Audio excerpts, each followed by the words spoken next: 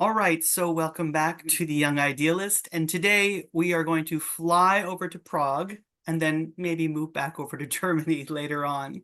Today I have a veteran with me who's been on this, well, it'll be his third time being on my series.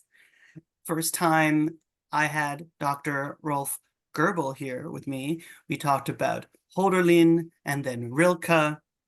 So it's a real honor to have Dr. Goebel here, who is a distinguished professor emeritus at the University of Alabama in Huntsville. And Dr. Goebel's areas of research include German modernism, literary theory, cultural studies, intermediality, sound studies, music, philosophy, literary aesthetics, Walter Benjamin, Friedrich Hölderlin, Franz Kafka, who we're talking about today, Rainer Maria Rilke, and with an expertise in German modernism, as I said, contemporary literature. Right? So Dr. Rolf Goebel does everything. So welcome to the Young Idealist again. Happy to have you back here. Thank you. This is our third time, and I'm really looking forward to it. And thanks so much, very much, for inviting me back. And I'm looking forward to our conversation. Well, I have to thank you because I'm actually happy that you're here for a third time. All of the viewers loved our Rilke episode. They also loved the Hölderlin episode, and you've kindly offered to talk about Kafka today, who is one of your great loves. And I think it's wonderful to have you here. You're always so passionate, and you take us nicely through the text and through passages. So, all the viewers are in for a real treat whenever we have you here. So perhaps you can begin by explaining who Kafka was and why do you think he's important in a kind of modern contemporary lens? Yeah. Kafka is a household word for modernity globally, I think. I think every one of our viewers has heard of Kafka in one way or another. He is widely, taught in high schools in this country and in Germany, and at bookstores you can find his works in English translation.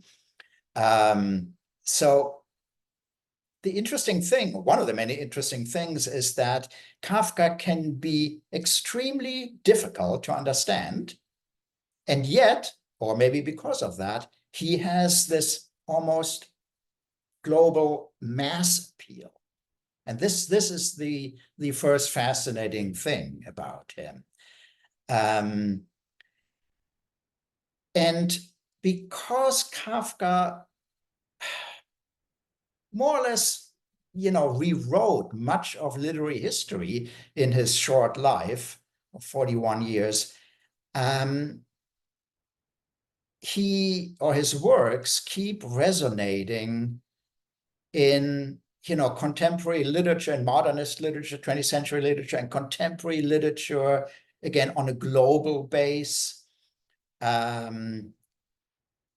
keeps exciting scholars from various perspectives. There is no one critical perspective that has not been applied to Kafka. Early on, the strict, close reading, like the new critics apply to poetry. Later on, deconstruction and post-modernist theories. Hermeneutics, of course, has wrestled with the enigmatic paradoxicality of his texts. Post-colonial theories have been applied to Kafka's views of, the quote-unquote, the Orient and quote-unquote Africa. Media theoreticians have really, delved into Kafka, like the German media pioneer Friedrich Kittler, who wrote extensively on Kafka, and so on and so forth, right? So again, both on the basis of a very broad public and highly specialized scholars, plus, of course, artists, visual artists have try to illustrate Kafka, although Kafka himself was very, very skeptical of visual art being able to represent his ideas. Famously, he said to his publisher of the Metamorphoses, you can do with that whatever you like with the cover, but please tell your cover designer the insect cannot be depicted. But artists have tried to, respond to him. Some composers also have taken up, for example, some aphorisms and tried to set them to music. So maybe this is sort of suggesting Kafka's huge and yet very specialized appeal. No, I think you did a great job of highlighting the, the multiple areas and various diverse aptitudes that he has in many disciplines. And that's why you're here today. We're discussing the Kafka's aphorisms. Now, because this channel is more or less interested in, classical German philosophy and post-Kantian thought, we're looking at the aphorisms and their relation to the philosophical tradition, the metaphysical tradition, but also the literature, as you can also bring in examples of music. So I was wondering now, maybe we can talk just briefly about maybe some of the main events of his life. Sure. He was born in 1883 in Prague, nowadays the Czech Republic. At that time, part of the huge multicultural, multi-ethnic Austro-Hungarian Empire. And Kafka's family originally came from the very impoverished Eastern Jewish shtetl culture. And his father was more or less the first to have made it as an assimilated Jew in the fairly westernized metropolis of Prague.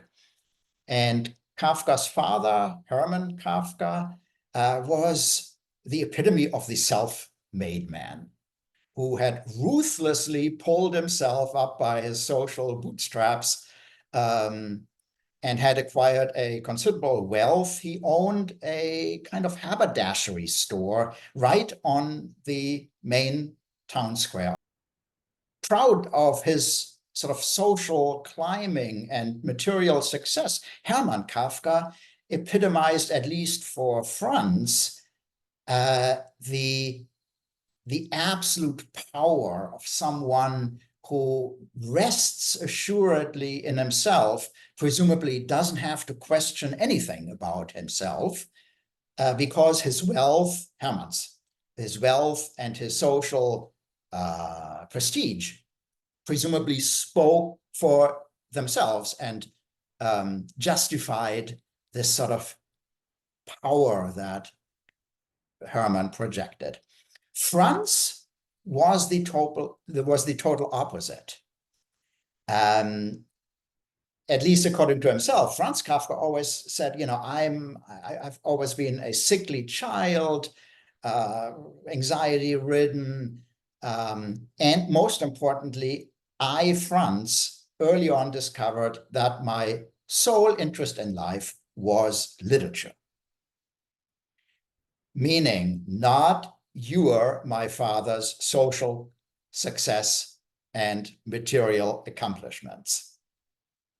You can imagine that Hermann was not enthusiastic about that position and retorted by basically, if not neglecting Franz's writings, but putting them aside literally as some kind of hobby that his son did, where the son should really pursue a career, which Kafka did. He took the JD at the Prague Charles University and became a very successful, high-ranking insurance company administrator. And one task that he was given was to look into insurance claims by factory workers who had, injured themselves on their job. And Kafka actually designed, at least on paper, a device that prevented these workers from getting their fingers cut off in these machines used for fashioning furniture or whatever, those rotating knives. But Kafka always stressed that this insurance company job was a total distraction from his true life. So the real life, the actual life, as a highly accomplished and respected insurance manager, was the simulated life, whereas the life in literature, the intangible life in literature, that was what Kafka considered his true calling and authentic life. And that conflict determined all of his life, including his relationship to women, which was very complicated and troubled.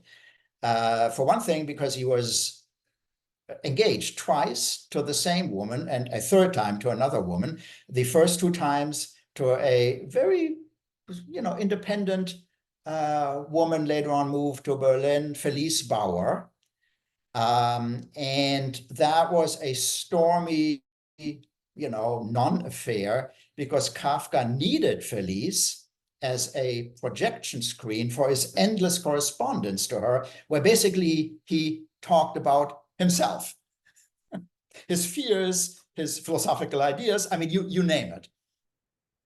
But he always wrestled with the idea, or at least he pretended. And Kafka, with all his search for truth, which we will address in a moment, we need to be very, very mindful that Kafka, like many other writers, really reveals the true inner self, although he's constantly talking about the true inner self, but in such a way, in his diaries, in his letters, certainly in his fiction, as something that is a performance. Kafka is an extremely performative author, not in the sense that he is pretending to be something that he is not, but whatever he put down in his diaries and letters and autobiographical traces in his fiction, we sense that he seems to reveal very deep-seated ideas and fears and hopes and so on, but in such a way that he exaggerates them. He expresses them as paradoxes. He is very often very self-ironic. And this sort of performative exaggeration has often been taken as that's the true Kafka. But no, when we do a close reading of these diaries and so on, we see that he is A, contradicting himself very often, and B, he is exaggerating whatever he wants to say in such a way that we feel that he's really not opening himself up totally, but is actually protecting himself. In other words, the exaggerated opening of himself onto the page of his diaries and letters is actually, when we take a close look at the wording, a way of concealing what we still don't know was his inner being. Okay, this includes Kafka's very troubled relationship with Felice, and he always said, "Well, Felice, look, if I marry you, I will make you deeply unhappy, because in fulfilling my roles as husband and possibly father, I need to neglect my true calling, literature. And that makes me unhappy, and by extension will make you, Felice, unhappy." So he finally dissolved the engagement. That happened twice, actually. And only later on in his life did he have a very, very meaningful relationship in Berlin. But then he was already fatally sick with laryngeal tuberculosis. So he spent 2.5 years or so in Berlin, and then died in 1924 of laryngeal tuberculosis.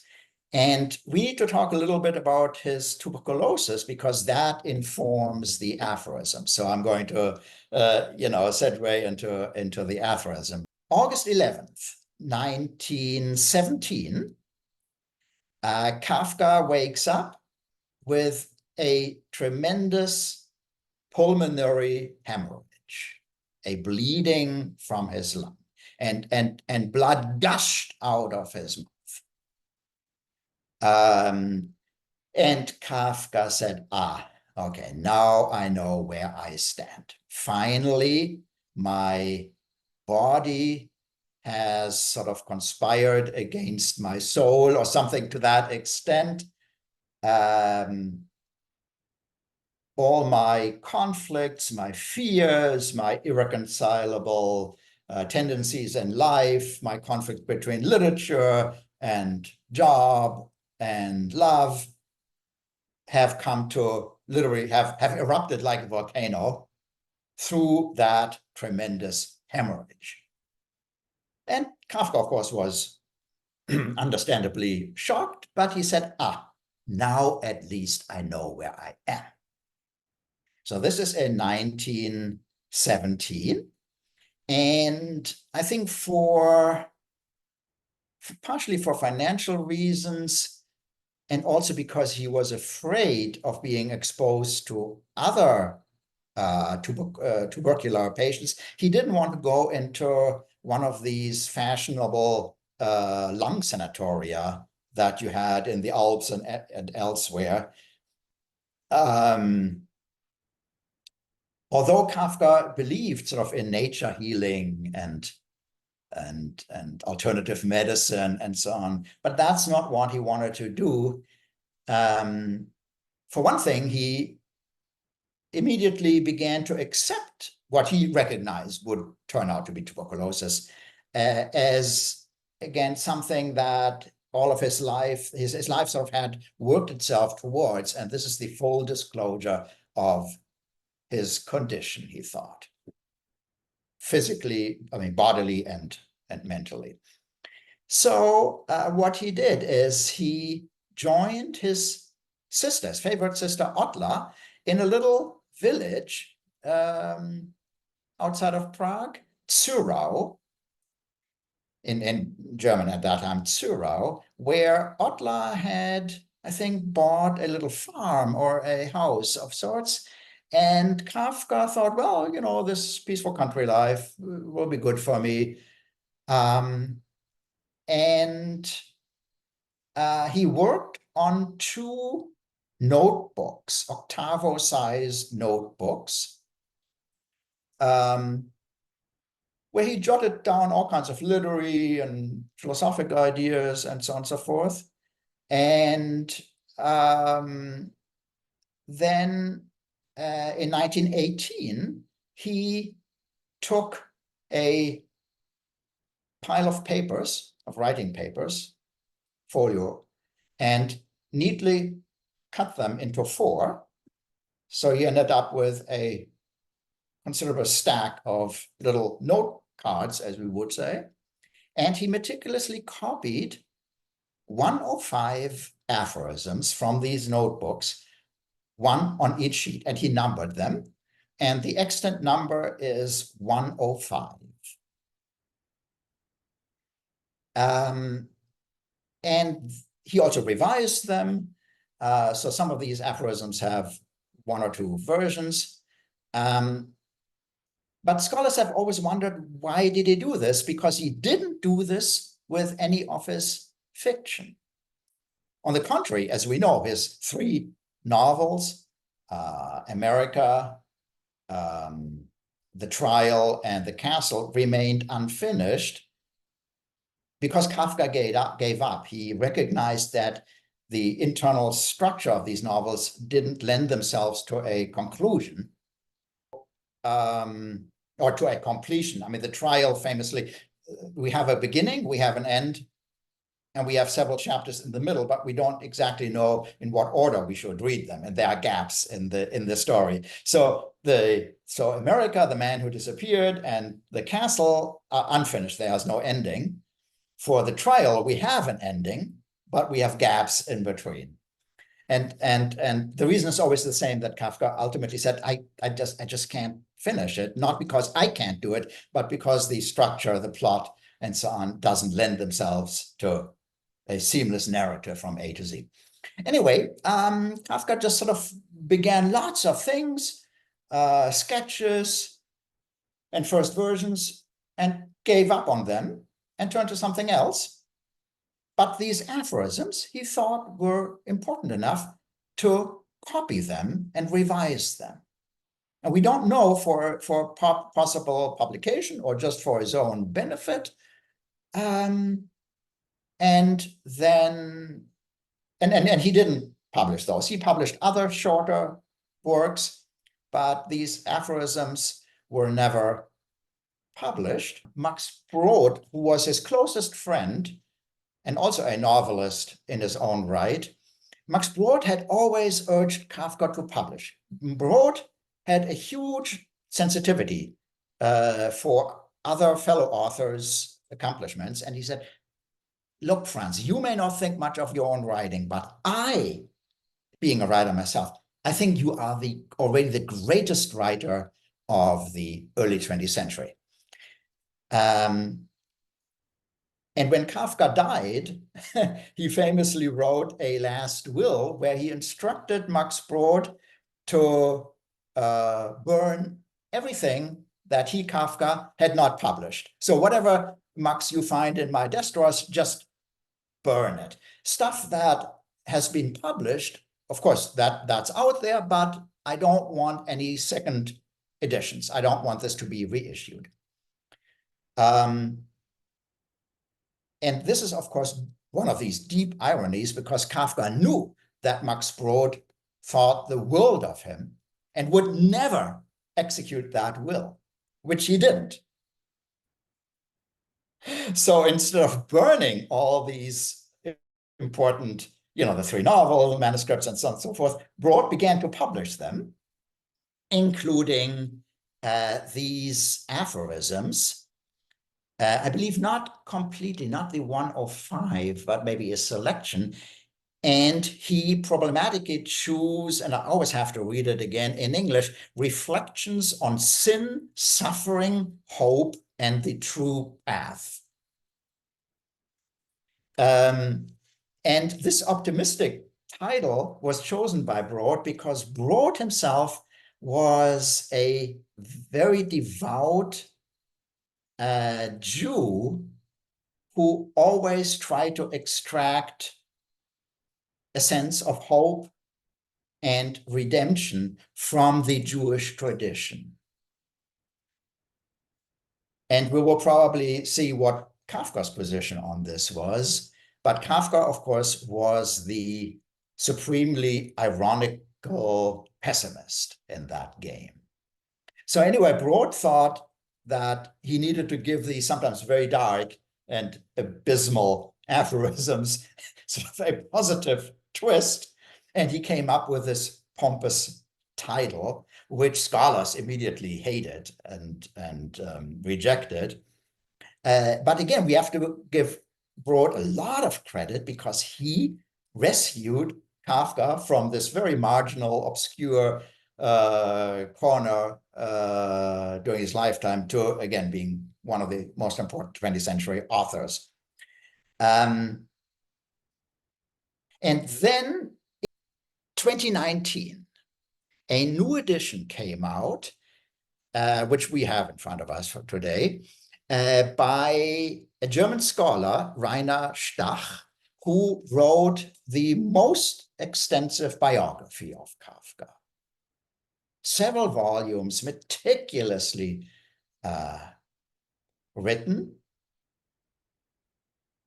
And Stach in 2019 issued what one might call a critical edition, so a scholarly edition with commentary. And in 2022, that book was translated by Shelley Frisch for Princeton University Press. And that is the volume that we have in front of us. And it is wonderful because it contains a very insightful preface outlining what I just sketched, the material circumstances of these aphorisms, and he added some useful, if somewhat problematic, interpretive comments. But then in the English translation, we have on the verso, on the left side, the German original in italics, followed by Shelley Frisch's English translation. And on the right side, on the recto side, we have Stach's, a translation, of course, of Stach's half-page or so commentary, interpretive commentary. So this is a highly recommended edition for anyone who wants to have a reliable, scholarly reliable edition of Kafka's aphorisms, and wants to get a very clear insight into the absolute beauty and sensuous presence of Kafka's style, together with an excellent translation. I've sort of made this experiment, asked myself, how would I translate these aphorisms? And then I looked at Shelley Frisch's aphorisms, Shelley Frisch's translations, and I said, oh, she's much, much better. I mean, she really captured Kafka's sort of nuanced and very often ironic word plays and twists of concepts and so on. So this is one of the best translations of Kafka in the English-speaking realm. Just a side note before, just a side question, sorry, just before we begin to look at the aphorisms, because now you have me all excited. You were talking about this kind of split image of Kafka, the working Kafka, and then the Kafka has this literary world.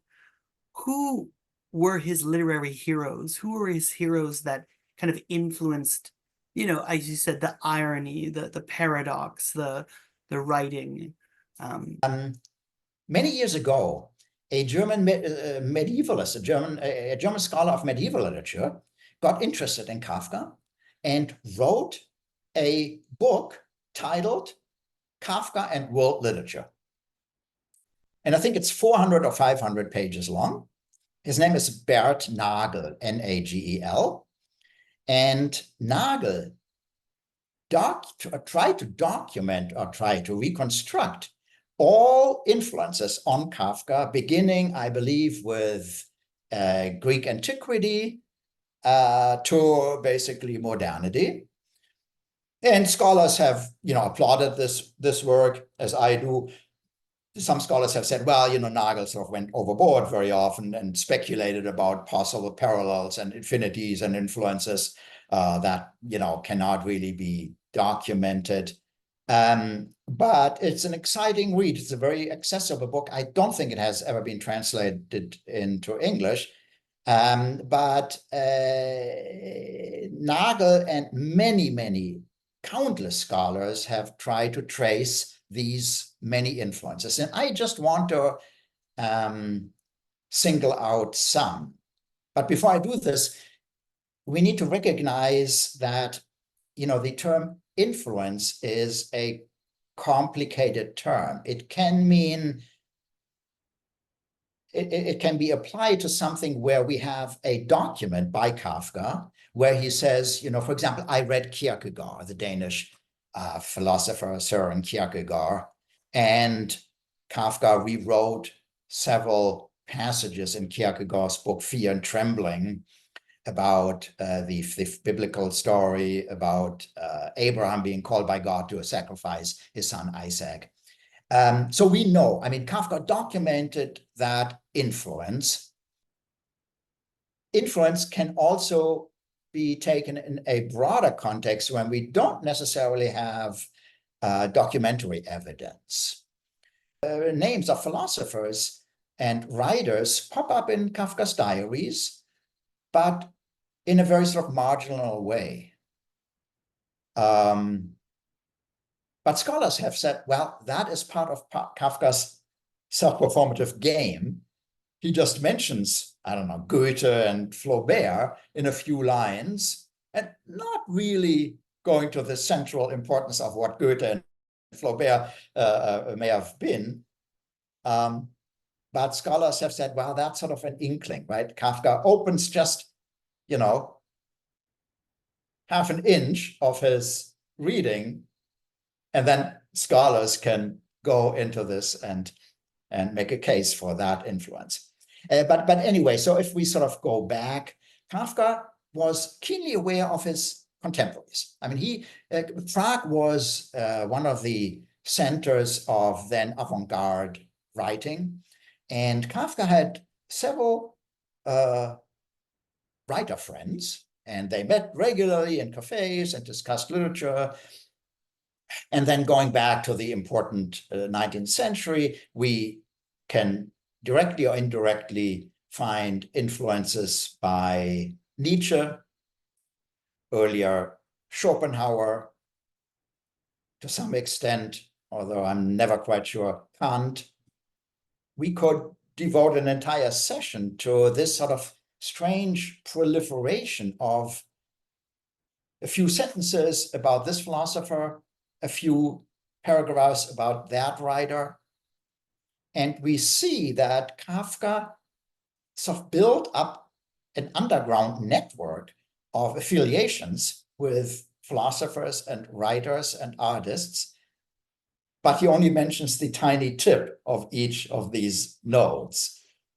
Maybe that suffices to sketch, this enormous influence. No, I think you did a great job. I think you did a wonderful job. I like the underground network of writers that you painted a very nice picture for all of the viewers.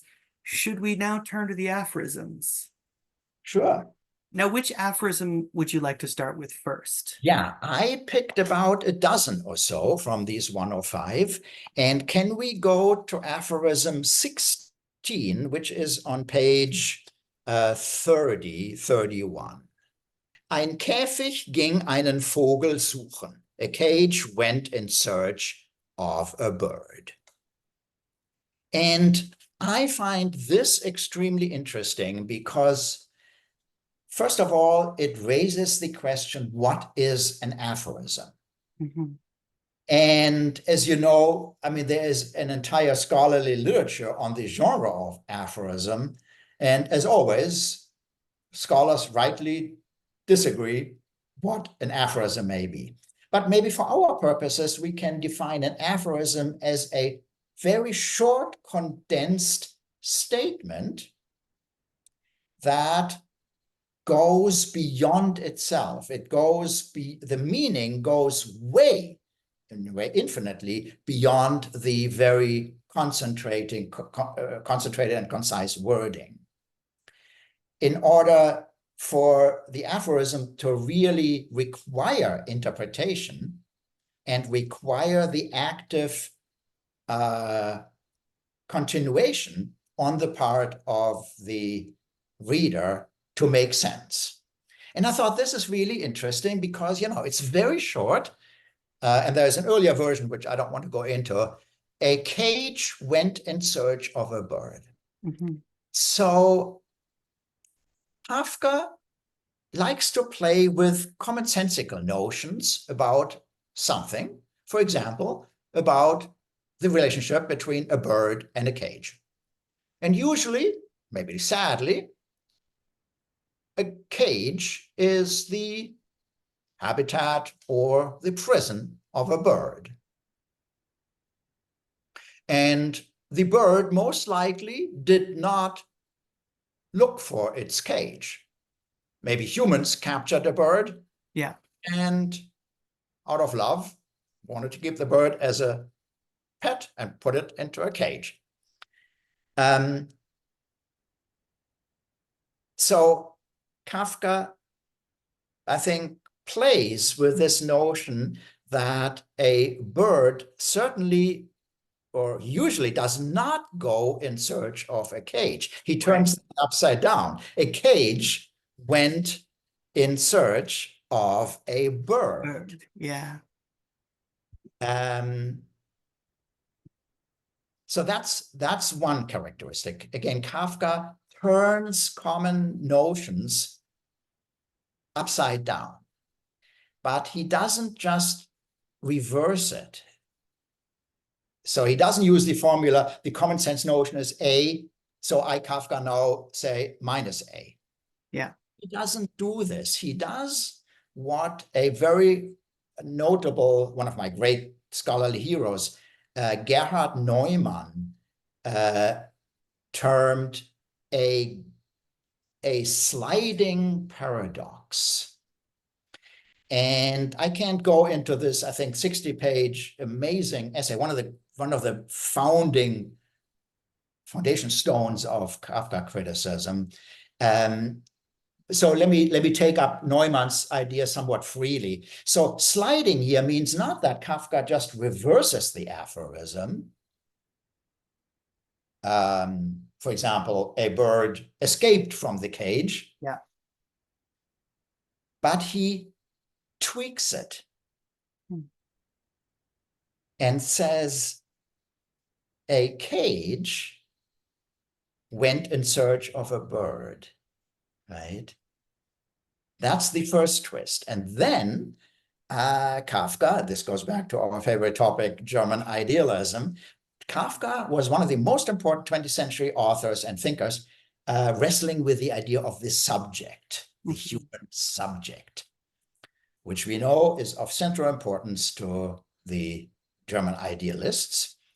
And you know infinitely more about this, but maybe for our purposes, we can define the subject in the idealist sense as the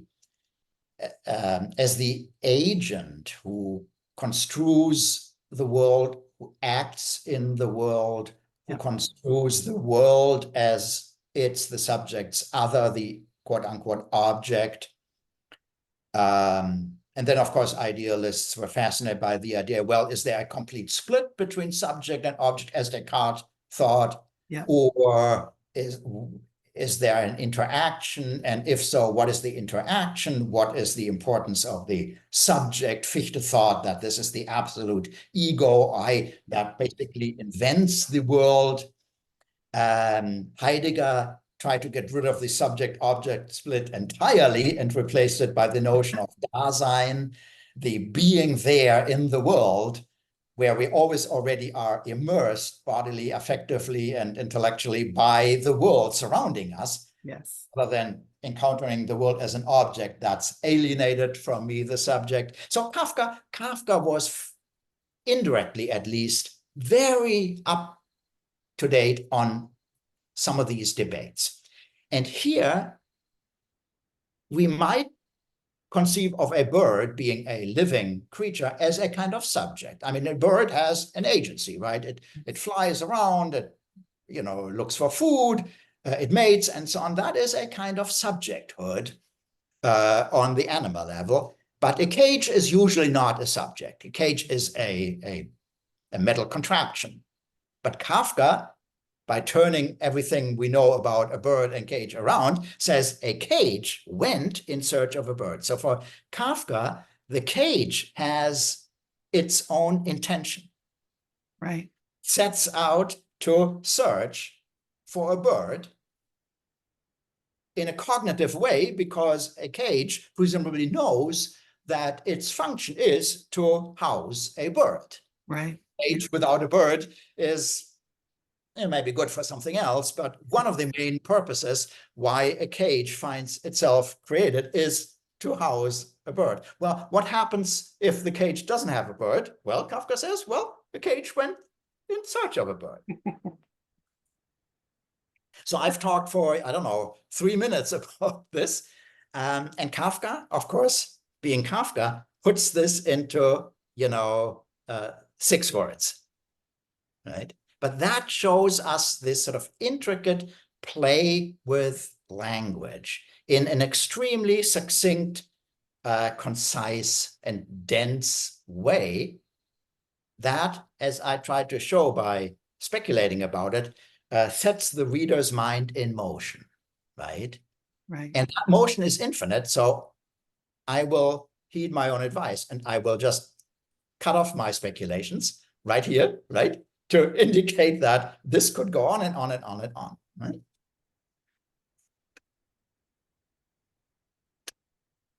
That's fantastic. Should we, I think you did such a great job of, I really liked how you showed us the flip, the reverse side, and then related it to German idealism, related it to this theory of autonomy, related it back to the bird as this autonomous being, this cage, this object, and it, in a sense, reversing the object now looking for this being with autonomy. I really, really liked the way that you did that very nicely.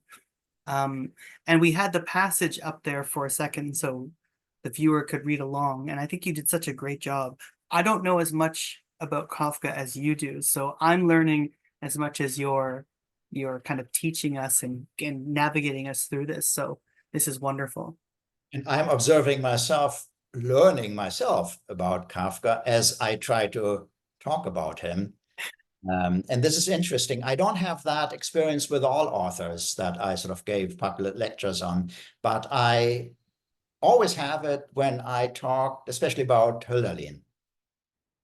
I mean, I've read a good deal of Kafka, but as I just try to explain this bird and cage aphorism, I noticed that in the process of trying to make sense of it, I learned something myself. My discourse sort of became semi-independent, and I realized, oh, you haven't really thought about this before. Not even 1 hour before, when I reviewed all these aphorisms once more for this video, which is a typical sort of modernist notion of text, as you know, that the text itself, Kafka's text, or my discourse, our discourse on it, takes on a life of its own and proliferates. And aphorisms lend themselves, especially to this proliferation, because they are not spelling everything out. They are spelling out a very, very small suggestion or allusion to what you and I and others can then endlessly, extract and elaborate on. The notes that I made about this aphorism when I was reading it is a bird has such an infinite potentiality to fly anywhere. Mm-hmm. The fact that the cage is looking for the bird, it shuts off its autonomy. It can no longer fly infinitely. In a sense, its wings have become impotent in a sense of its movement, right? Its movement has been limited to this small, succinct space that is enclosed around it. And so, does it have autonomy? Can it still move in this cage? So that's what I was thinking of when I read this. This is very good. I mean, I think I didn't bring up the term autonomy, but you're absolutely right. Kafka was obsessed with autonomy, with human or animal autonomy. I mean, all of his writings, and I think we have no time to really go into this, but, Gregor Samsa waking up one morning and finding himself transformed into a humongous monster, that, of course, in a way, totally questions Gregor's true or assumed autonomy as a traveling salesman, or Joseph K. being arrested one morning for a crime that has never been specified, and K. wastes his life trying to figure out what the court charged him with. This is also questioning profoundly, the presumed autonomy that this protagonist thought he had, and is basically undoing it by his own unwillingness to just let the court do its thing and keep on living. So yes, you're absolutely right. I mean, Kafka was really, as I said, obsessed with the notion of autonomy, which he got, of course, among others, from German idealism and Enlightenment, of course. How much of this do you think plays into his own life? I mean, you talked earlier about this doubling of himself, he sold insurance, right? Or he looked for insurance claims. So he has this Well, business. he didn't sell it. He administered insurance claims for this government insurance company. So he really had like a suit and tie kind of job. Yeah. He had to fit into a specific role for this job. Here's our cage, the cage, right? Yeah. And then the world of this infinite literature, the infinite capacity of writing. That's very good, because Kafka himself thought that his job, although high-ranking and highly respected, was in a way a cage. It confined him to a job which he later managed to have reduced to a sort of 2/3 rather than full-time job. And he still said, well, that was not enough. So he went to the office, I think, from 9 to about 4 p.m. or so, and then went home, took a nap, had dinner, and then wrote throughout the entire night. So the night, almost like in Romanticism, for Kafka, was the time of the day of freedom, of self-expansion, and the daylight was this professional cage that Kafka had taken on without much faith in himself. Maybe we should turn to another aphorism now. I'll be glad to. And we go to aphorism number 20, page 38, 39, 20. There it is. Perfect. Leoparden brechen in den Tempel ein und saufen die Opferkrüge leer. Das wiederholt sich immer wieder. Schließlich kann man es vorausberechnen und es wird ein Teil der Zeremonie. Leopards break into the temple and drink the sacrificial vessels dry. This is repeated over and over. Eventually, it can be calculated in advance and becomes part of the ceremony. So this is another of these sort of sliding paradoxes. Usually, if you have a temple in India or elsewhere where you have leopards, and the leopards break into the temple and they drink the holy vessels empty, this is an accident. It's not welcome. It destroys the holiness of the shrine. And you can try to lure the leopards away or put a fence around your temple, but apparently, leopards are smarter than the temple keepers, and so they, every day they break into the temple and drink the sacrificial vessels dry. So this is repeated over and over. And now there is, of course, an implication after that semicolon. Kafka does not say, but we can extrapolate that, shall we say, the monks or priests in the temple say, okay, we need to deal with this. I mean, it destroys the sacredness of the temple. It endangers the people who come to the temple to pray. It basically undoes the entire temple. So what do? We have tried to keep the leopards at bay. That doesn't work. And maybe as monks or priests, we need to sympathize with these leopards, because if they don't get water, they will suffer and die. And certainly in Buddhism or Hinduism, wherever this temple and the leopards are, it is everyone's obligation to alleviate the suffering of others. So what do? We, the monks and priests. Kafka doesn't go into this, right? There's this gap in the argument. But since this occurs every day or twice a day or whatever, eventually the leopards breaking into the temple can be calculated in advance. It can be predicted.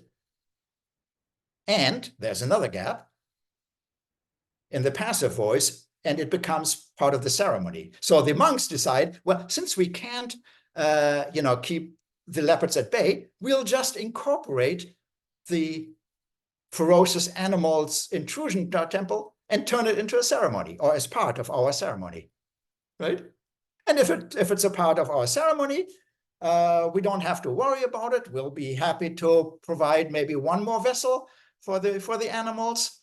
And we respect maybe the dignity or the ferociousness of these animals. And we do our duties. We alleviate the suffering of animals. And that helps our service. It helps us to confirm our duties as priests or monks. And so everyone is happy. The leopards are happy, and we are happy, and presumably our followers are happy. Right? As I said, he grew up in a largely Western assimilated Jewish household. I mean, his father and his parents had virtually no real interest in Jewish religion. I mean, Kafka said, well, our parents took us to the temple twice or three times a year for the high holidays, and that was it. But towards the middle of his life, Kafka encountered a traveling actors group of Yiddish actors who performed Yiddish plays in a cafe in Prague. And Kafka got fascinated by this because he said, for the first time, I'm getting in touch, as a secularized, Western assimilated Jew, I'm getting in touch with these poor actors from Eastern Europe who have preserved a Jewish culture and a Jewish spirituality that I, Kafka, have largely lost. And I mentioned that he was very interested in religious thinkers like Kierkegaard. So I think Kafka was wrestling with the idea of being uprooted religiously and maybe even spiritually in this sort of secularized metropolitan culture of Prague. At one point, he said something like this, well, people always ask me, what do I, Kafka, have in common with Judentum, with Judaism? And he said, well, I don't know. I don't even have much in common with myself. I'm paraphrasing somewhat freely. So yes, this aphorism, you're absolutely right, can be read in this context, right? Kafka is fascinated by what spirituality, obviously in a non-Western culture, the leopards and the temple, as you know, in English at least, can be used as a synonym for synagogue, but the leopards here are clearly referring to a South or East Asian culture. So Kafka very often relied on other cultures, most notably China, to, again, play with things, play with Western stereotypes about those foreign cultures, turn them upside down, revise them, this sort of sliding paradoxical view, in order to come to terms with maybe his own religion and with religion in general. So yes, I agree. This is, among others, a statement on, if not religion, at least on spirituality. And you're absolutely right on institutionalized religion, right? The monks are actually the more I think about it, the monks are not really worried about their religion being subverted. I mean, they know that leopards are ferocious animals, but they have no interest in questioning whatever religion this is practiced here. But the monks are worried about the institutionality of their religion, right? The workings of the temple. And so I think you made a very good point. This is not really directly about religion, but about the endangered institution of this temple. But the monks, clever as they are, say, well, we can, kill two birds with one stone. By letting the leopards participate in our ceremonies, we save the institutional stability of the temple, and we turn it into a religious ritual, right? Celebrating maybe the force of life, which we can see in these wonderful, if ferocious animals, or whatever the monks then explain to their followers later on. Yeah, no, so we're really getting really deep into the text. And I really like this. I like the hermeneutical aspect of when you're going through an individual's writing. So this is wonderful. So do you have another aphorism that we can take a look at? Aphorism 30, please, on page 58, 59. All right. There it is. Das Gute ist in gewissem Sinne trostlos. In a certain sense, the good offers no comfort. And so Kafka here is talking about an important aspect of philosophy in general and metaphysics in particular, ethics or morality. Because the good, together with two other categories that Kafka and idealism was fascinated by, the good is part of this sort of Mercedes star configuration of truth on the top, and then one of the lower branches is the good, and the other one is the beautiful. This sort of Mercedes star configuration, as we know, is at the center of Western metaphysics and idealism in particular. So Kafka, who was keenly aware of, human moral responsibility, takes up one category, and he says, in a certain sense, well, Kafka is Kafka. He is not saying, I'm not telling you what the good is. We don't have to go to Kafka for this, Well, we need to go to Kant for that, but not to Kafka. So in a certain sense, in gewissem Sinne, the good, and here comes the typical reversal of the paradox, offers no comfort. Because we know that whatever the good is, it gives us presumably security, a guideline in which we fashion a life that is not just serving us, but others, right? It's that idea that the good is never and mostly not something that I think is good for me, as we sometimes tend today in our sort of narcissistic me and self-identity culture. No, traditionally, good is primarily, or first of all, a responsibility in thought and action and affects towards others. And only if I do my best in being responsible to others, then maybe that has a positive effect on what I certainly don't deny, my self-identity. Yeah, there's a very, very raw kind of Kantianism to this, because for Kant, freedom, it can never be understood theoretically. It can only be understood practically. How do you practically understand the term freedom? Well, by practicing it, right? By practicing based on some deontological duty or a duty to recognize the other as, you know, a kingdom of ends, as an end in themselves. So, the moral imperative, the right? moral imperative, right? Always behave in such a way that your behavior could potentially be taken as the basis for the formulation of a universal law that applies to everyone. So here we see that Kafka sort of, shall we say, echoes idealist notions, or here Enlightenment notions,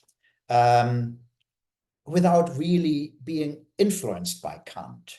But these ideas, of course, were around in the cultural and intellectual crisis of early 20th century Europe, and Kafka takes that idea up. But then he is, of course, not Kant, but he is Kafka, and he says, in a certain sense, the good, which is absolutely important, offers no comfort. And many philosophers, if I may summarize this a little bit, thought, well, if I am at least trying to lead a life where good is my responsibility to others, that gives me comfort. That makes my own life meaningful and maybe bearable. I mean, you know, we can think of the many, you know, monks and nuns. Mother Teresa comes to mind, who thought, well, everyone says I'm sacrificing my life to others. Well, yes, of course, but in so doing, that gives my life meaning, right? But Kafka, a radical thinker as he is, and Kafka is one of the most radical thinkers, says that is demanded of me. And there are other aphorisms where Kafka really says, no, we need to live a life of responsibility to others. But here he says, it doesn't give me comfort. It doesn't give me comfort. It may give comfort to the people I am responsible toward, but it doesn't give me, the subject, comfort. And he doesn't mention the subject at all, right? It doesn't say, in a certain sense, the good offers me or you no comfort, right? He leaves out the subject. And for Kant, this will be unacceptable because, of course, as you said, this human subject's freedom is, among other things, ascertained in responsibility towards others. Here is no subject. Kafka has eliminated the subject and says, well, the good, in a certain sense. Well, and of course, as always, he doesn't go into 10 pages of what the certain sense is, right? So he takes up this Kantian or idealist notion of the good as responsibility towards others and twists and turns and, you know, and ends up with a statement that throws us into abyss. Because now, Chris,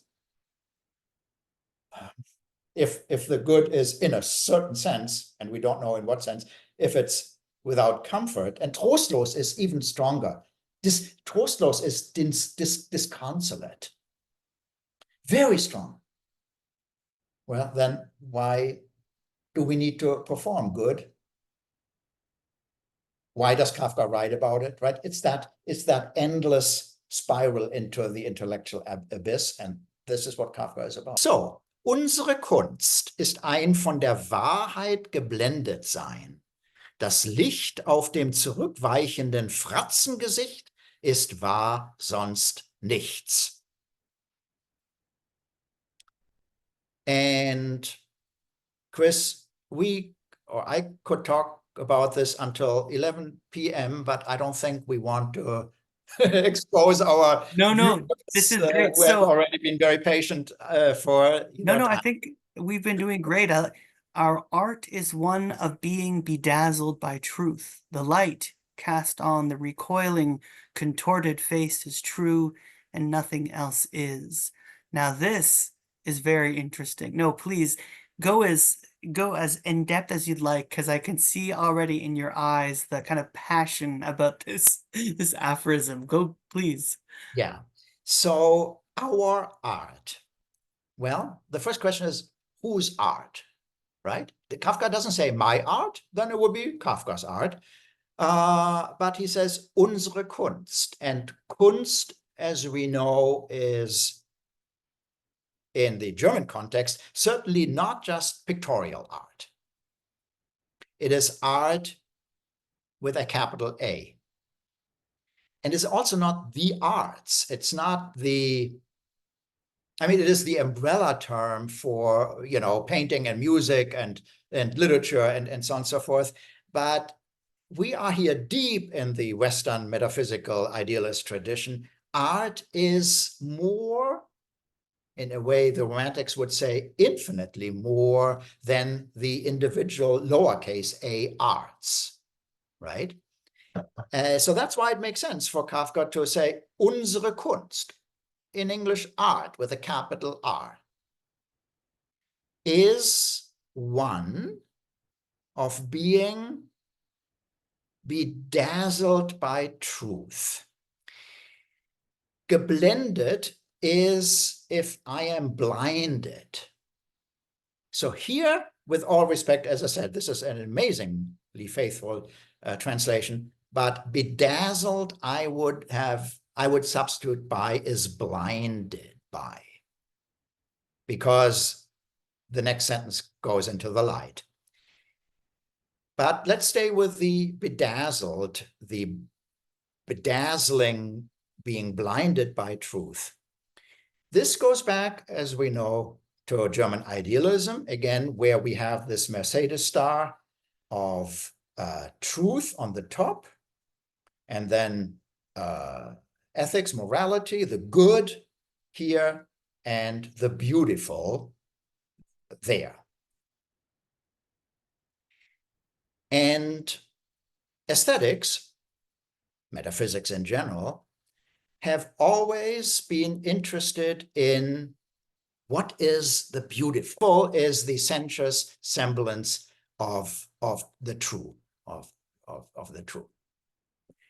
And what Hegel means, truth is identical with the idea, with the idealist reconfiguration of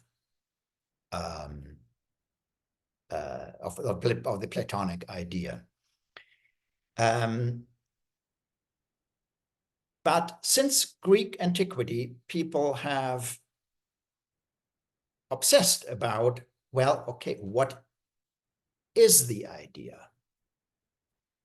And here we go deep into Kafka's own metaphysics, which recapitulates the idealist notion that there is a sensuous empirical reality of the phenomena, the phenomenal reality, the here and now that I can see and hear and touch, and to some extent understand rationally or intuitively. And Kafka literally calls that the reality of the senses, the sensual or sensuous reality. And metaphysics has always assumed if that is true, and that is, of course, true, I mean, it is the reality, then there must be another reality, a counterpart. Nietzsche would later on totally deny that, but the idealists would say, logically, in a way, if there is a phenomenal reality, the here and now, there must be a metaphysical reality. And that is the reality of the Platonic ideas, or the absolute for the idealists, the realm of truth. And the philosophical challenge to this is, how do we not reconcile it? How do we deal with that tension between the noumenal world, the world of ideas and truth, and the sensuous reality here and now? Kant has shown us that we can't cognitively access the ideal world, as Kafka calls it, because we are bound by our cognitive possibilities and limitations to the phenomenal world. We can speculate about it, we can believe in God, but we can't really analytically say anything about the realm beyond.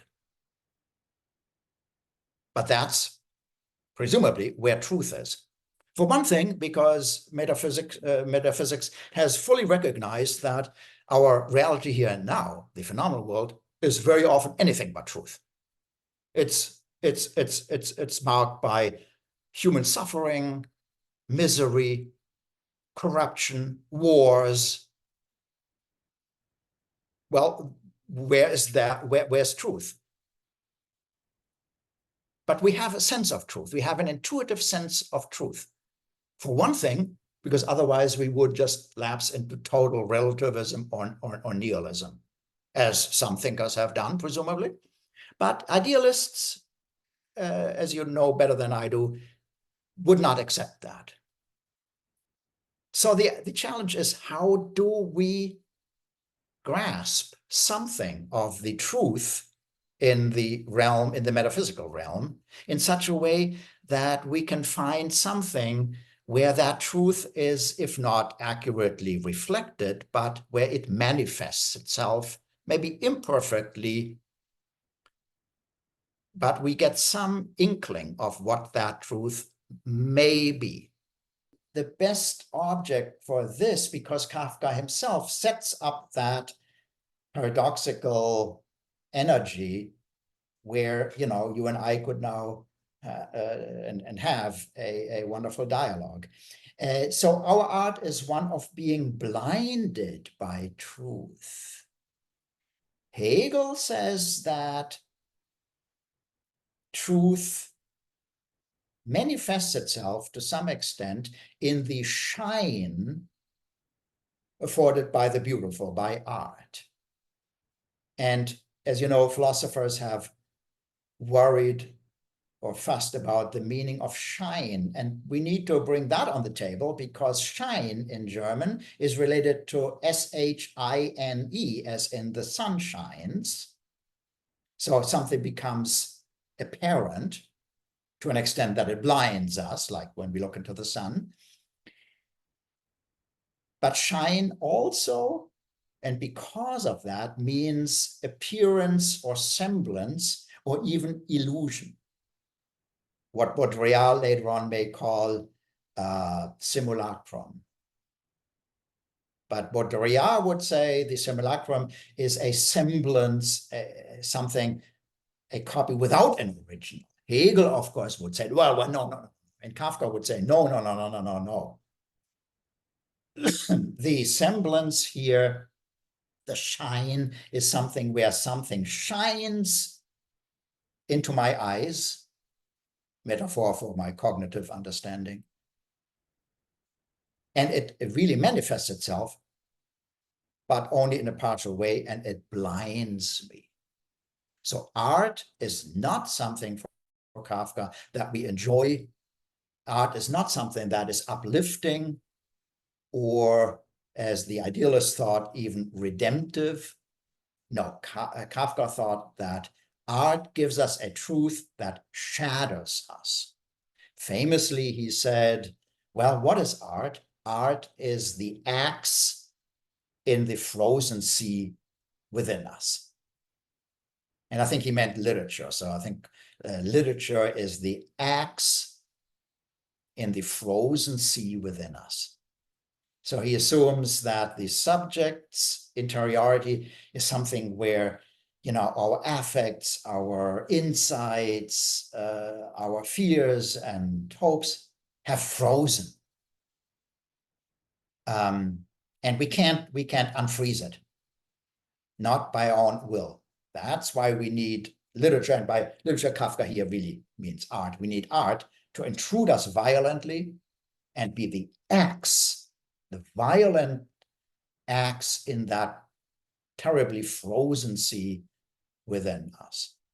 And this is what's going on here. So art itself, not the subject.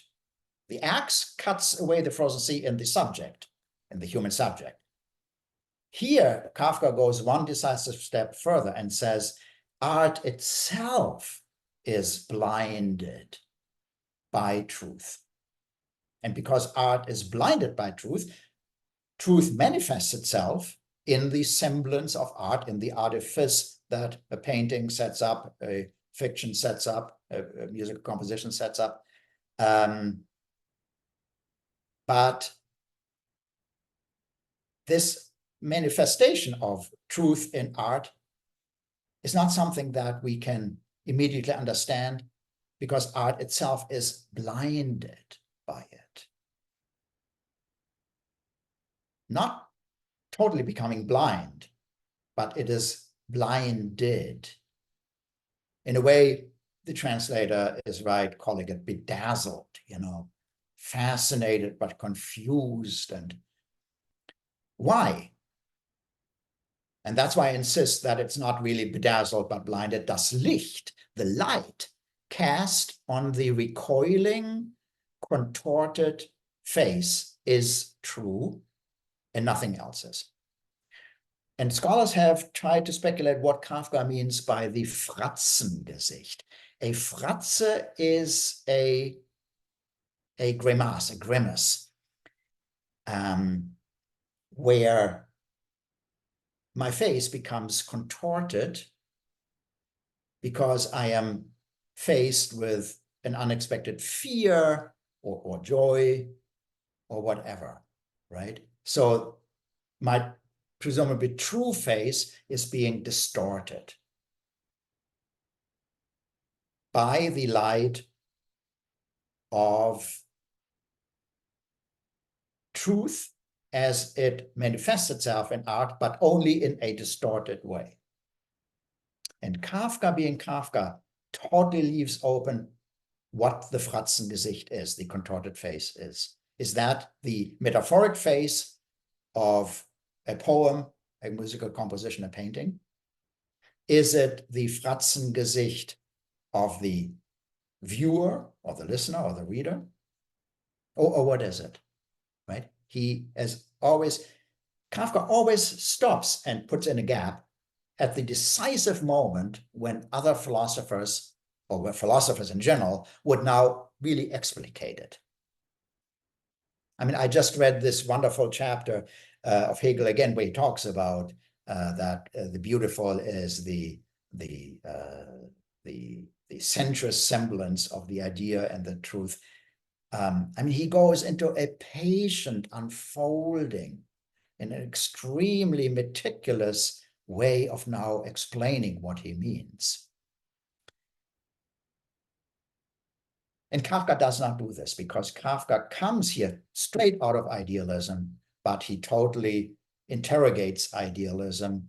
He even he distorts idealism in a way himself, right? And a distortion here is he takes up the central idea of idealism and he twists it, right? He doesn't discard it.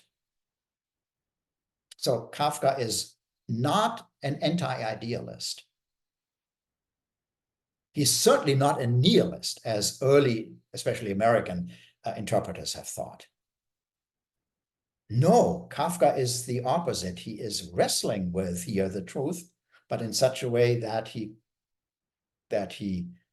distorts the seemingly metaphysical, timeless ideas that idealism, rightly or wrongly, thought they had at least, touched upon.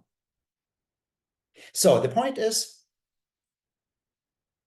our art is not just something that reveals truth, as some idealists thought. It is blinded by truth. And if I'm blinded, or if art is blinded, it cannot see the truth clearly that art is supposed to manifest. Why? Again, because that light, and of course, Wahrheit, I mean, since Greek antiquity has been associated with the true, and true has been associated with light. Hence our term enlightenment, right? a much better term than the German Aufklärung, the clearing, right? The English term enlightenment is so much closer to the idea that enlightenment is about finding the truth through rationality, and that is the light that lightens up our otherwise erroneous existence. So all of this resonates, I hope, with this amazing aphorism. And the question now, of course, is what do we do if art is only the contorted reflection, the blinded reflection of truth? And we know that not beginning with modernism, high modernism, where Kafka belonged to earlier, but especially with high modernism and the avant-garde, this is the central question, right? Modernism, philosophers, literary critics, authors, composers themselves said, the idealist idea that art can be the sensuous manifestation of the true, that is no longer viable. That just doesn't work any longer. That was the idea of around 1800 in classicism, in romanticism, and modernism through various social, political, and intellectual upheavals is no longer able to do this. Art can deal with truth only as something where truth is appearing in shards and fragments and ruins. And art, when art tries to plaster these shards together, then it becomes fake and kitsch. So a wonderful definition of a modernist definition of kitsch is art that pretends that the shards of truth and reality can be assembled into a cozy romance.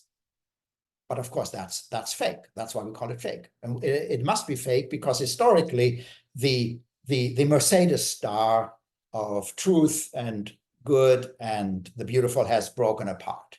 We only have the three parts. And this has haunted all modernists who deserve the term.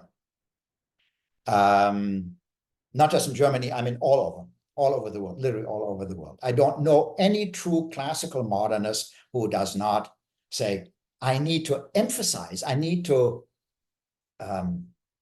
stress the dispersion of these shards of truth and reality in my writing.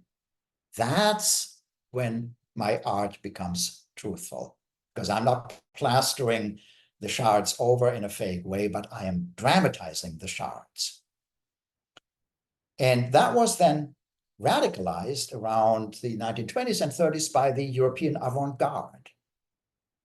I mean, if Duchamp totally questions any function of art by putting a urinal that he just picked up from the boulevards in Paris and puts it in a museum and signs it with a fake signature, that is, in a way, if not the end of classical art, but it totally interrogates anything that idealism and post-idealism thought art is. Anything but a urinal, right? So here we see the tremendous influence of writers of like Kafka and his contemporaries on the avant-garde and contemporary art. I don't know of any contemporary art, I mean really living art by living